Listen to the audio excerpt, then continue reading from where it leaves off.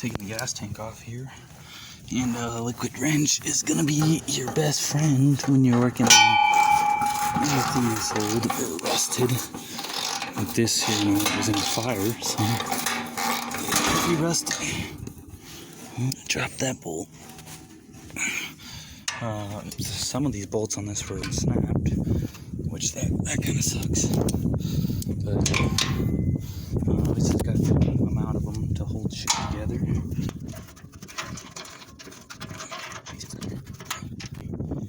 Some snapped fucking bolts. That shit sucks.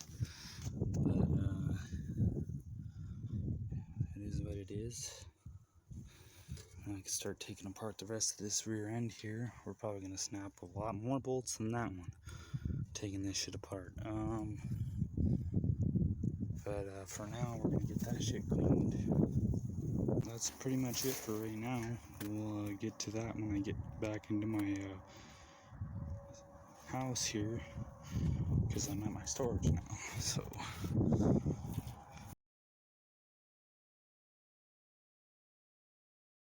Alright guys, well, we went ahead and stripped down as much of the rust as we can get off of it with sandpaper and a grinder. I'm filling it up here with water. This is actually the second time here trying to get all these moths, bugs, dirt, debris, whatever it is that's in here. So we got to get quite a bit of water in there to get it flowing enough to get out of the just certain cords and stuff, just to make sure you get all the big shit. But yeah, that's pretty much it. We'll go ahead and get this all cleaned up, get the fuel pump and stuff in there, and then from there we can put it back in.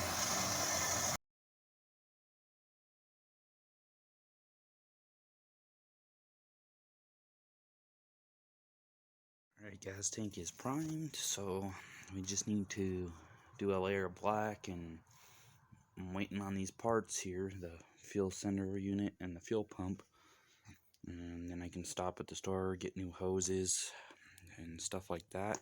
And I got the filler neck right here. I don't know if it's gonna work yet, but it's from an 80 Toyota pickup. I think it will work, so we could put that on there too. Well, we'll probably do that in Falcon before we put it all in the truck.